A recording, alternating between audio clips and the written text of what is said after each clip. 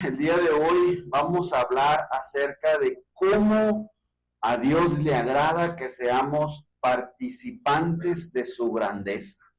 Vaya conmigo a Primera de Crónicas, capítulo 29, versículo 12, vamos a estar leyendo.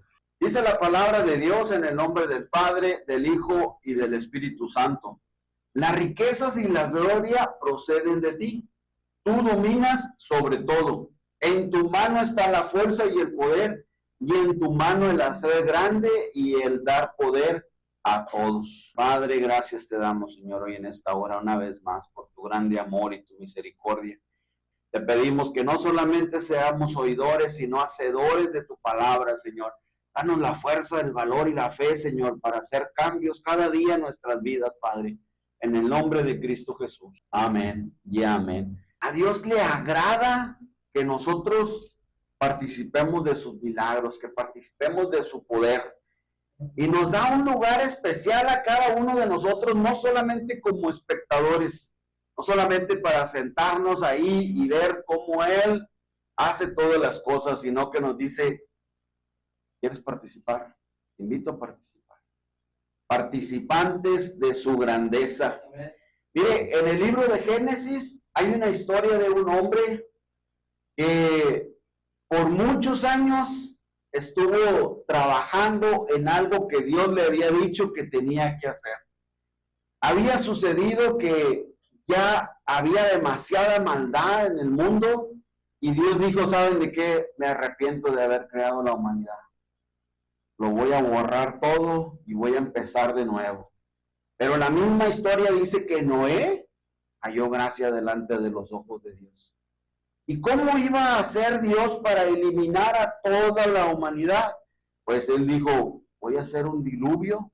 7 metros arriba de la montaña más alta fue lo que se llenó de agua, para que no hubiera un solo lugar donde el hombre pudiera decir, no, pues yo aquí me escondo, yo aquí me quedo, me voy a la montaña y me voy a salvar. No hubo lugar donde pudieran salvarse. Entonces, pero dice en la Escritura que Noé había hallado gracia delante de los ojos de Dios. ¿Y cómo iba a ser Dios para salvar a Noé? Le dijo Dios, hazte un arca. ¿Podía Dios haber hecho el arca? Dios podía haber hecho el arca. Él era el creador de todas las cosas. Con su sola voz dijo, hágase la luz. ¡Pum! Se hizo la luz. ¿Podía Dios haber hecho el arca? Claro que podía haber hecho el arca, pero sin embargo le dijo a Noé, Noé, hazte un arca. Dios le dio las especificaciones, le dio los planos, le dio todas las instrucciones y todo el material y todo lo que se iba a requerir para hacerlo.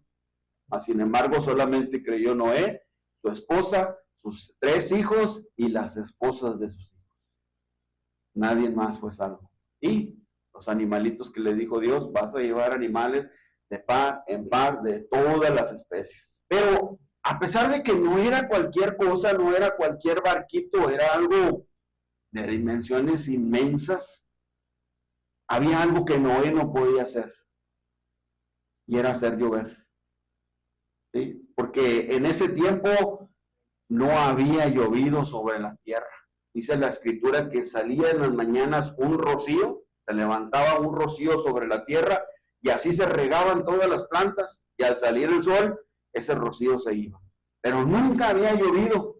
Entonces, esto hacía que era más difícil que Noé le predicara a las personas y les dijera, Dios va a mandar un diluvio, tienen que arrepentirse, tienen que venir al arca para que puedan ser salvos. La gente decía, ¿estás hablando, Noé? Si nunca ha llovido, eso no puede suceder. Ni modo que el rocío que se suba nos vaya a inundar todo, no, eso es imposible. Eso no va a suceder así. El día de hoy estamos hablando de un rapto y la mayoría de la gente dice, ¿de qué están hablando estos locos? Eso es imposible, va en contra de la gravedad, no se pueden elevar, no se pueden ir nada más así. Eso es simplemente imposible. La Biblia dice que todos aquellos que hemos creído en nuestro Señor Jesucristo como nuestro único Señor y Salvador, vamos a ser arrebatados y vamos a encontrarnos con Él en las nubes. Y todavía añade, todo ojo le verá. No solamente los cristianos, no solamente los católicos, no solamente los que alguna vez se interesaron en las cosas de la Biblia, sino todos le van a ver que esto fue real. Pero para nuestro tiempo y para nuestra generación, todavía esto parece una locura. Pero para nosotros que creemos en el Señor, le puedo decir, aún esta locura está escrita aquí porque dice Jesús, y pasará como en los tiempos de Noé. ¿Te das cuenta cómo todo se entrelaza y dice, es que es imposible que esto no vaya a suceder? Mira uno la historia de Noé y dice uno, qué tontos fueron, ¿por qué no le creyeron? ¿Qué les costaba haberse subido al arca, hombre? Total, si no llovía, pues ya, ahí se quedaban un buen rato, no tenían otra cosa que hacer, pero no era porque no entendían, o no era por locura, o no era por tontería, era por la maldad que había en ellos. Hoy en día podemos decir, ¿qué les cuesta? ¿Qué les cuesta probar a Dios y ver si esto es real o si no es real? Algún día nos vamos a encontrar con Él, si no es real, pues no pasa nada, ¿verdad? Como dicen algunas religiones, murieron y ya, ¿verdad? Pero si esto es real, algún día nos vamos a encontrar con Dios y ¿qué cuentas vamos a dar? A lo que quiero llevarlo es cómo Dios nos hace participantes de su grandeza. Y mire, hay muchas historias. Puedo decirle que Dios no tejió con sus manos la canasta donde fue puesto Moisés, pero sí puedo asegurarle que Dios guió esa canasta hasta que llegara a las manos o a la hija de Faraón. Podemos ver todos en aquella alimentación de 5,000 hombres donde Jesús les dice a sus discípulos, denles de comer, estamos en medio del desierto, o no los puedo dejar ir así, ya tienen 3 días conmigo, denles de comer. Jesús, podemos ver y decir, es que Jesús no tenía nada. Podía Jesús haber decir simplemente, sean todos llenos y ya estaban alimentados. Podía haber Jesús hecho brotar maná otra vez del desierto, podía haberlo hecho. Sin embargo, los estaba incluyendo a sus discípulos y les decía, denles ustedes de comer. Ustedes van a ser participantes conmigo en esto que está por suceder. Y fue cuando llegó un niño ahí con 5 panes y 2 peces, y el Señor lo multiplicó y se alimentaron más de 5,000 personas. Hay algo que quiero que me entienda y se lleve de esta predicación.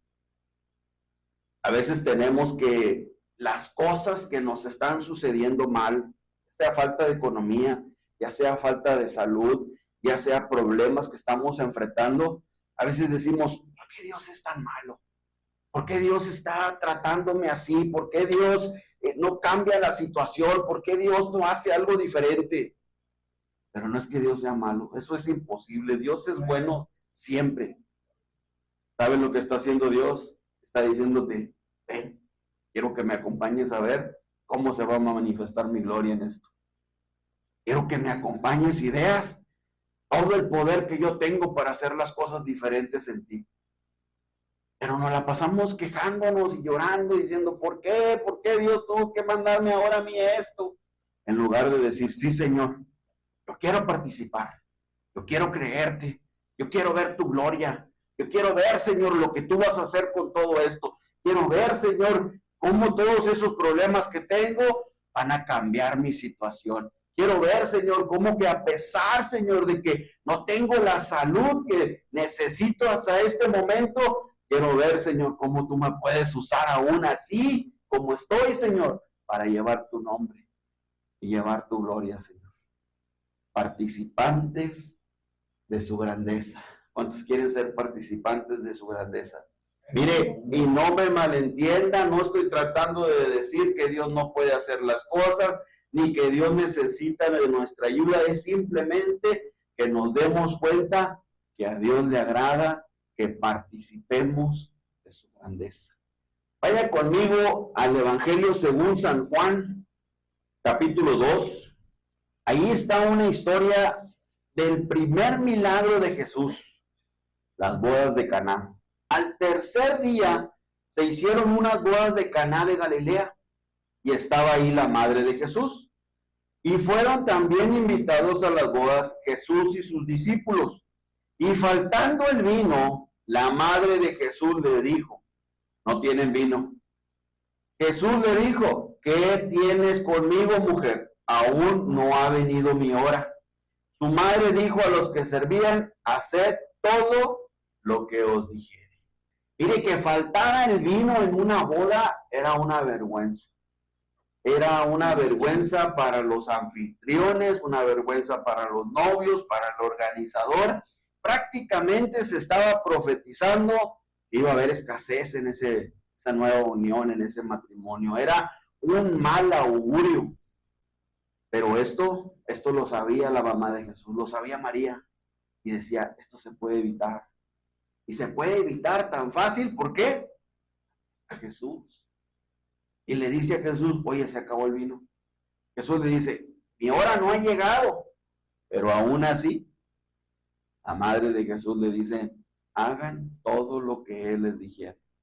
Creo que aquí nos llevamos algo en el camino para todos aquellos. Yo sé que venimos de una religión donde estamos muy acostumbrados a mirar de una forma diferente a María, de mirar de una forma diferente a la Virgen, pero si usted lo puede ver aquí, ella claramente nos dice, hagan todo lo que Él les diga. ¿Sí? Jesús fue el que murió por nosotros, Jesús fue el que fue clavado en la cruz, Jesús fue el que llevó nuestros pecados, que Jesús fue el que resucitó al tercer día y nos dio la victoria por sobre todas las cosas, nadie más. Por eso su misma madre dice, hagan todo lo que Él les pida. Versículo 6, y estaban ahí 6 tinajas de piedra para agua conforme al rito de la purificación de los judíos, en cada una de las cuales cabían 2 o 3 cántaros. Jesús les dijo, llenar estas tinajas de agua, y las llenaron hasta arriba. Entonces les dijo, sacar ahora y llevarlo al maestresala, y se lo llevaron. Cuando el maestresala probó el agua hecha vino, sin saber él de dónde era, aunque lo sabían los sirvientes que habían sacado el agua, llamó al esposo. Creo que los sirvientes hasta ahí dijeron, ya se dio cuenta que le echamos agua en lugar de vino.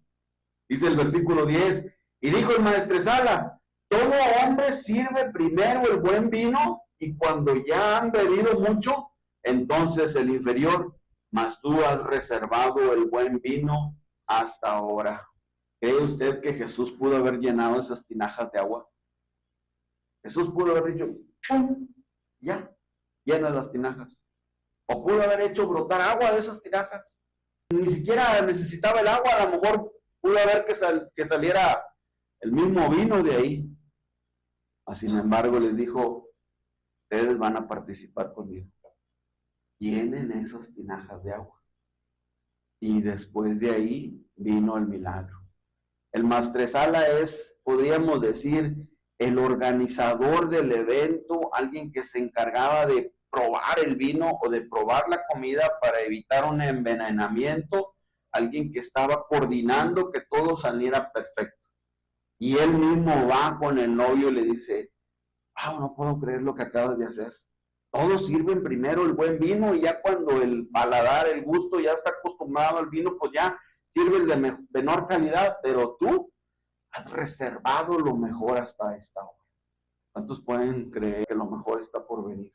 En Dios siempre es así. Dios nos quiere hacer participantes de su grandeza. Busque conmigo capítulo 5 de Lucas, el Evangelio según San Lucas. Aconteció que estando Jesús junto al lago de Genezaret, el gentío se agolpaba sobre él para oír la palabra de Dios, y vio 2 barcas que estaban cerca de la orilla del lago, y los pescadores, habiendo descendido de ellas, lavaban sus redes. Y entrando en una de aquellas barcas, la cual era de Simón, le rogó que la apartase de tierra un poco, y sentándose enseñaba desde la barca a la multitud.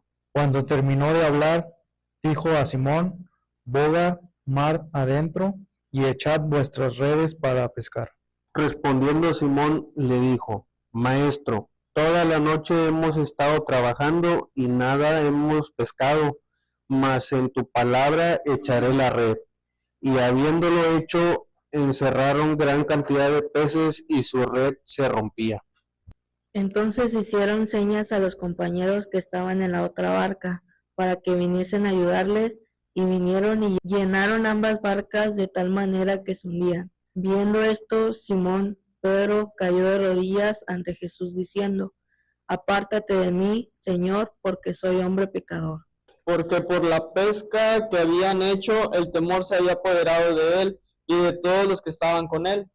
Y asimismo de Jacobo y Juan, hijos de Zebedeo, que eran compañeros de Simón. Pero Jesús dijo a Simón: No temas, desde ahora serás pescador de hombres. Y cuando trajeron a tierra las barcas, dejándolo todo, le siguieron.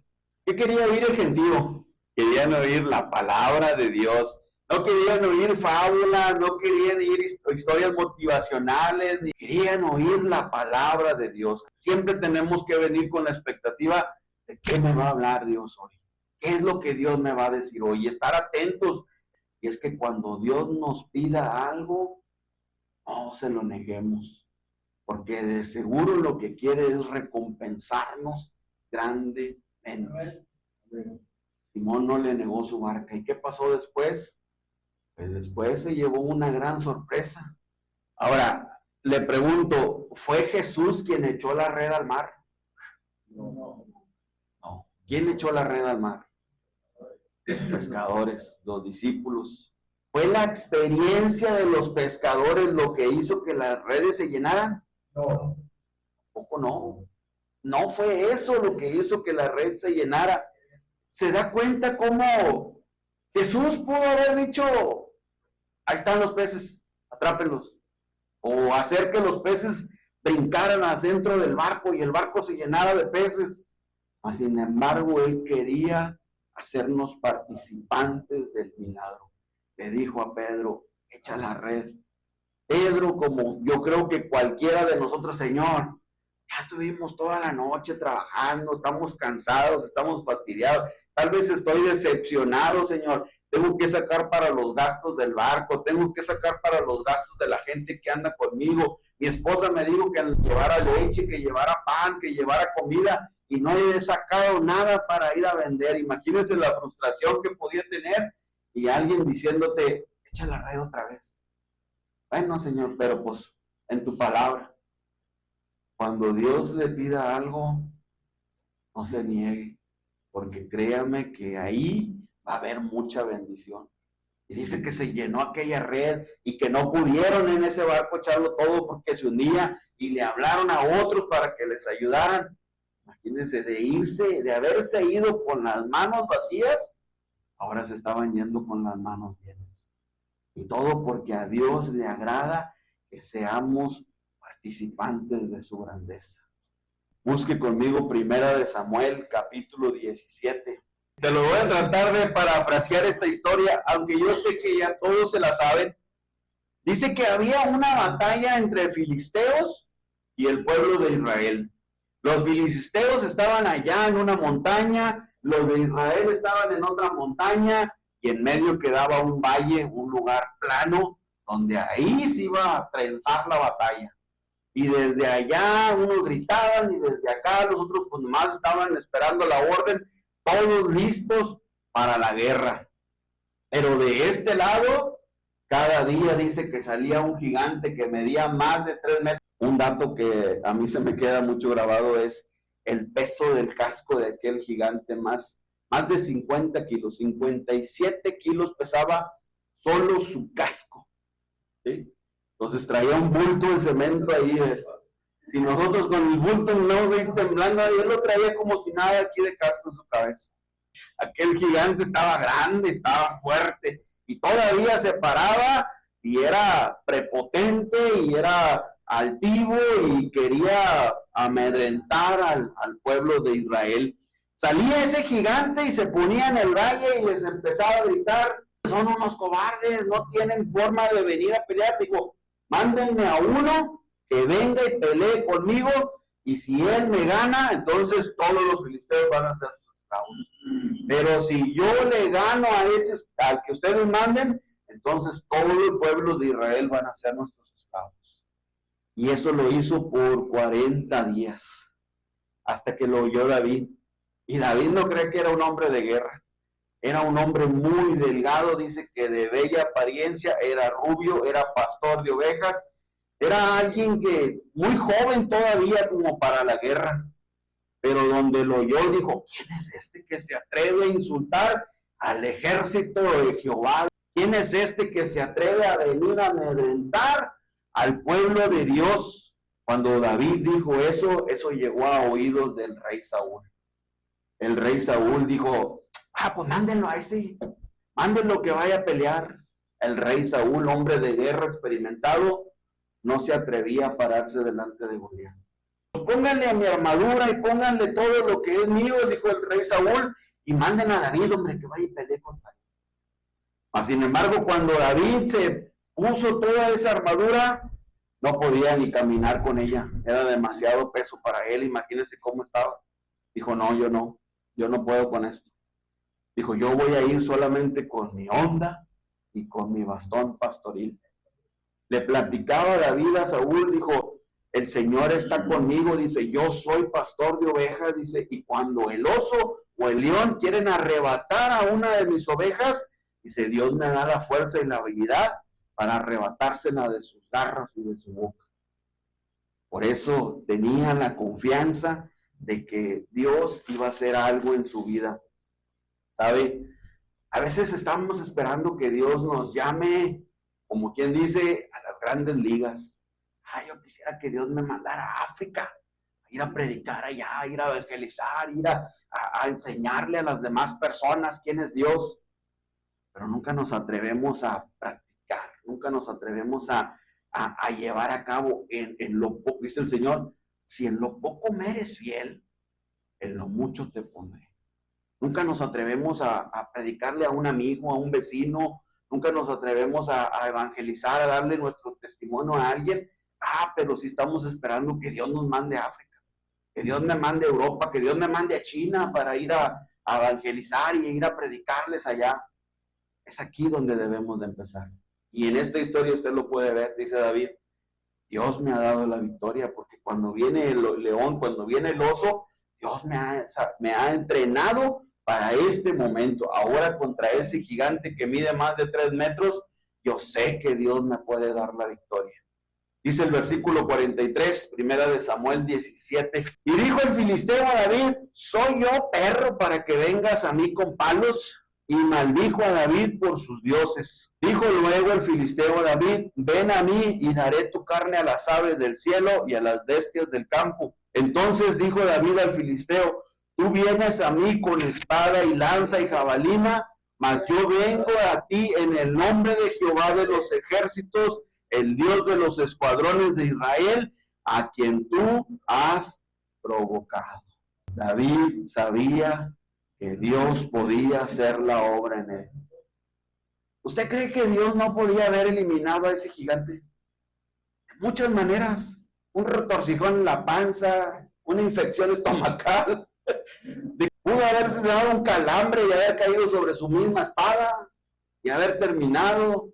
Pudo haber caído un rayo del cielo y haberlo eliminado. Pudo haberse abierto la tierra. Pudo haber levantado un remolino de aire y haberlo arrojado por allá y haber terminado en la nada.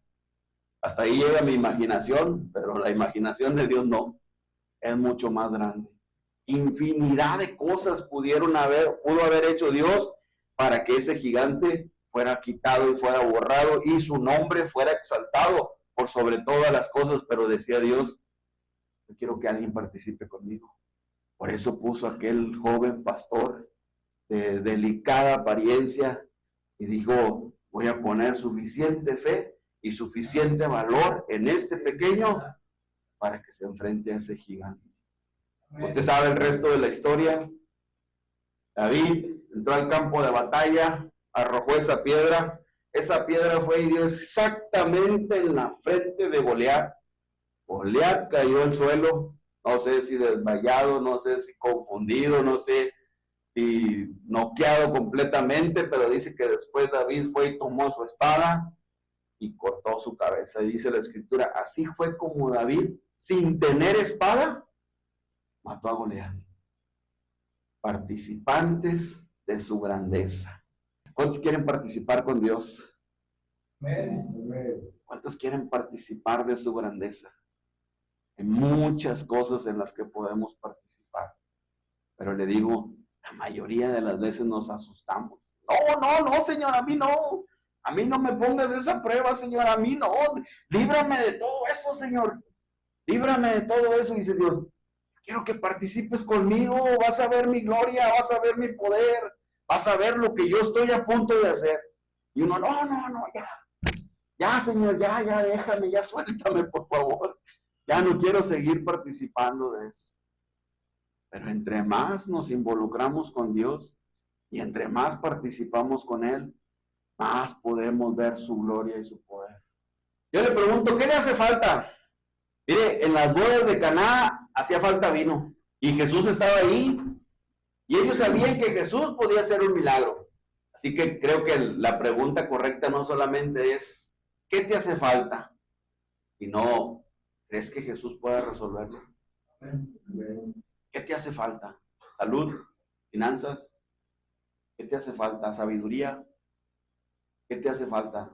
Que Dios te abra puerta, que te dé un trabajo. ¿Qué te hace falta? Pero la pregunta no termina ahí. La pregunta continúa y dice, ¿crees que Jesús puede hacerlo? Y es que el buen vino no se sirve en cualquier mesa.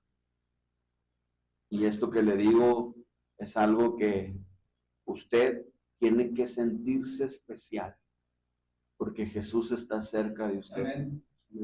No solamente sabe lo que le hace falta, sino que está esperando que usted diga, yo creo que tú puedes hacerlo. Y creo que participar no termina ahí. Cuando participamos debemos estar atentos a la voz de Dios. ¿Qué quieres que yo haga, Señor? ¿Cuál es tu plan? ¿Cuál es tu propósito? ¿Cómo voy a participar yo? Yo no puedo hacer el milagro, yo no puedo quitarme esta enfermedad, yo no puedo salir de un día para otro de las deudas. Entonces mi parte es decirle, ¿cómo quieres que yo participe en esto? Una de las cosas que sí deberíamos hacer como aquellas tinajas es llenarnos constantemente de agua.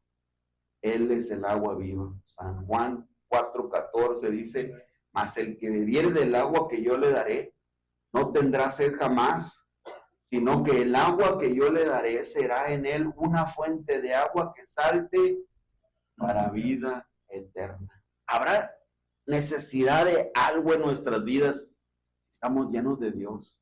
El día de hoy le quiero preguntar, ¿hay algo en lo que ya te hayas rendido? ¿Hay algo en lo que se agotaron tus fuerzas y dices, ya no quiero volverlo a intentar, ya no quiero volverlo a hacer, ya me cansé de eso, ya lo dejo mejor por la paz? Ya no quiero seguir peleando con eso. Te pregunto, ¿y si Dios te dijera, vuelve a intentarlo? ¿Lo volverías a intentar? Como Pedro cuando le dijeron, echa otra vez en la red. Dijo, Señor, toda la noche, ya estoy cansado de eso, Señor. Pero en tu palabra, Señor. Y ahí está la diferencia. Si usted se va a atrever a intentarlo una vez más, no sé qué sea, no sé la situación que sea, Dios la va a poner en su mente, Dios la va a poner en su corazón, pero si usted se va a atrever a intentarlo una vez más, haciéndole caso a Dios, escuche primero cómo lo va a intentar. No se lance en sus propias fuerzas, no vaya en sus propias decisiones. Ay, es que yo lo quiero que salga así, quiero que lo hagan así. Escuche hacia dónde debe de ir, escuche lo que debe de hacer. Dios quiere aconsejarle cómo deben ser las cosas. Y a veces decimos, es que es difícil, no oigo, no entiendo la voz de Dios.